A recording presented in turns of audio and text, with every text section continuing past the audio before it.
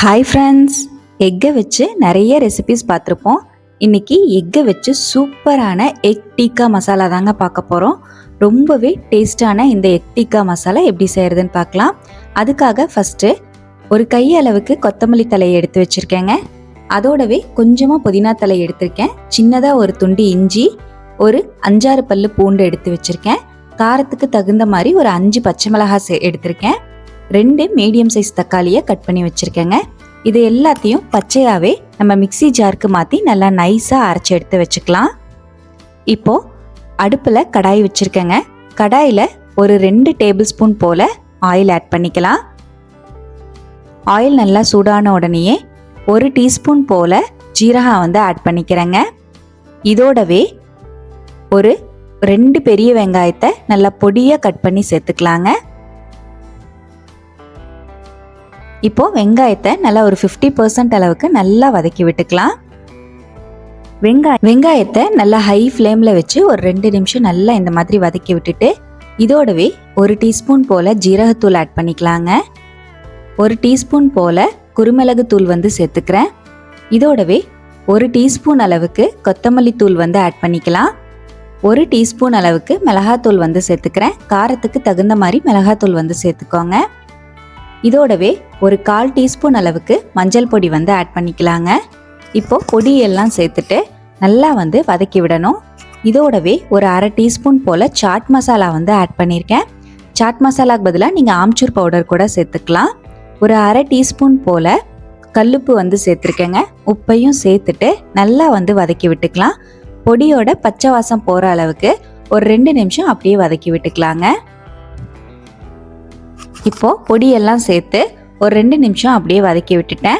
இப்போ இதோடவே நம்ம அரைச்சி வச்ச கொத்தமல்லி புதினா பேஸ்ட்டை ஆட் பண்ணிக்கலாங்க. இப்போ கொத்தமல்லி தக்காளி பேஸ்ட்டையும் சேர்த்துட்டு நல்லா பச்சை வாசம் போகிற அளவுக்கு வதக்கி விட்டுக்கலாம். நல்லா ஹை ஃப்ளேமில் வச்சு ஒரு 2 நிமிஷம் அப்படியே வதக்கி விட்டுக்கலாங்க. ஆயில் எல்லாம் செப்பரேட் ஆகிட்டு நம்மளுக்கு அப்படியே கிரேவி மாதிரி கிடைக்கும். இப்போ பாருங்கள், ஒரு 2 நிமிஷம் நல்லா வதக்கி விட்டுட்டேன்.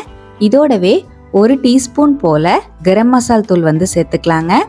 இப்போது கரம் மசால் தூளையும் சேர்த்துட்டு நல்லா கலந்து விட்டுருவோம். இப்போது நல்லா கலந்து விட்டுட்டு இதோடவே ஒரு 1/2 கப் போல் தண்ணி சேர்த்துக்கலாம். இப்போ ஒரு 1/2 கப் போல் தண்ணி சேர்த்துருக்கேங்க. தண்ணியும் சேர்த்துட்டு நல்லா மிக்ஸ் பண்ணி விட்டுருவோம்.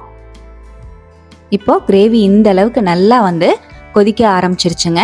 இந்த டைமிங்கில் ஒரு 1/2 கப் போல் தயிர் எடுத்து வச்சுருக்கேன். நல்லா மிக்ஸ் பண்ணிவிட்டு தயிரையும் சேர்த்துக்கலாம். நல்லா கெட்டி தயிராக இருந்தாலும் நீங்கள் சேர்த்துக்கலாம். புளிப்பில்லாத தயிராக சேர்த்துக்கோங்க. இப்போ தயிரையும் நல்லா மிக்ஸ் பண்ணி விட்டு ஆட் பண்ணிட்டேங்க. இப்போ தயிரை சேர்த்துட்டு இதோடவே ஒரு 1/4 கப் போல் தண்ணியையும் சேர்த்து நல்லா கலந்து விட்டுருவோம். இப்போ தண்ணி சேர்த்துட்டு நல்லா மிக்ஸ் பண்ணி விட்டுக்கலாம். இந்த டைமிங்கில் உப்பு சரி பார்த்துக்கோங்க. இப்போ ஒரு 5 நிமிஷம் அப்படியே மீடியம் ஃப்ளேமில் வச்சு நல்லா கொதிக்க விட்டுக்கலாங்க. நம்ம கிரேவி நல்லா திக்காக கொதிச்சு வரக்குள்ள முட்டை ஒரு 5 வேக வச்சு எடுத்து வச்சுருக்கேங்க. முட்டையையும் நம்ம கீரல் போட்டு எடுத்து வச்சுக்கலாம். நான் இன்னைக்கு முட்டையை காயின் சைஸில் கட் பண்ணிக்க போகிறேங்க. நீங்கள் நார்மலாக நம்ம குழம்புக்கு யூஸ் பண்ணுற மாதிரி கட் பண்ணுறதுனாலும் கட் பண்ணிக்கலாம். நான் இன்னைக்கு ஸ்லைஸாக காயின் மாதிரி கட் பண்ணி எடுத்துக்க போகிறேன். பார்க்குறதுக்கு ரொம்பவே நல்லாயிருக்கும். குழந்தைங்களும் ரொம்ப விரும்பி சாப்பிடுவாங்க. இப்போ இந்த மாதிரி நல்ல காயின் சைஸ்க்கு நம்ம முட்டை எல்லாத்தையுமே நான் கட் பண்ணி எடுத்துட்டேங்க. இப்போ நம்ம கிரேவியும் நல்லா கொதிக்க ஆரம்பிச்சிருச்சு பாருங்க. மீடியம் ஃப்ளேம்லேயே ஒரு 5 நிமிஷம் போல் விட்டுருந்தேன். நல்லா இந்த மாதிரி எண்ணெய் எல்லாம் செப்பரேட் ஆகி நம்ம கிரேவியும் நல்லா திக்காகி வந்திருக்கு. இப்போ இதோடவே நம்ம கட் பண்ணி வச்சிருக்கிற எக்கையும் ஆட் பண்ணிக்கலாம். இப்போ எல்லா எக்கையுமே இது போலவே சேர்த்துக்கிறேன். நீங்கள் நார்மலாக நம்ம குழம்புல எப்படி எக்கை கட் பண்ணி சேர்ப்போமோ அது மாதிரி கூட நீங்கள் சேர்த்துக்கலாம். இப்போ எல்லா எக்கையுமே சேர்த்துட்டேன். இது மேலவே கொஞ்சமாக மல்லித்தலையையும் தூவி விட்டுட்டு கஸ்தூரி மேத்தி கொஞ்சமாக எடுத்துருக்கேங்க. ஒரு டேபிள் ஸ்பூன் அளவுக்கு வரும். அதையும் சேர்த்துக்கலாம். கஸ்தூரி மேத்தி சேர்த்தும் போது அப்படியே நம்ம ஹோட்டலில் சாப்பிட்ற மாதிரி இருக்கும். அதனால் கண்டிப்பாக கஸ்தூரி மேத்தி ஆட் பண்ணிக்கோங்க. இப்போ கஸ்தூரி மேத்தியையும் கொத்தமல்லி தலையையும் தூவிட்டு மூடி போட்டு வச்சிருவோம். இப்போ ஒரு 10 நிமிஷத்துக்கு மீடியம் ஃப்ளேம்லேயே மூடி போட்டு வச்சுருந்தேங்க. இப்போ நம்மளோட எக் டிக்கா சூப்பராகவே ரெடியாகி வந்திருக்கு. நல்லா பாயில் ஆகி வந்திருக்குங்க. அவ்வளோதான். இப்போ ஸ்டவ்வை அணைச்சிட்டேன். நல்லா சூப்பரான டேஸ்டியான restaurant style egg tikka ready ஆயிடுச்சுங்க. சப்பாத்தியோடையும் நானோடையும் வச்சு சாப்பிட்றதுக்கு ரொம்பவே சூப்பராக இருக்கும். புலாவ் ரெசிபீஸோட வச்சு சாப்பிட்றதுக்குமே ரொம்பவே அருமையாக இருக்குங்க. கண்டிப்பாக நீங்களும் இதே போலவே ட்ரை பண்ணி பாருங்கள். ரொம்பவே சூப்பராக இருக்கும்.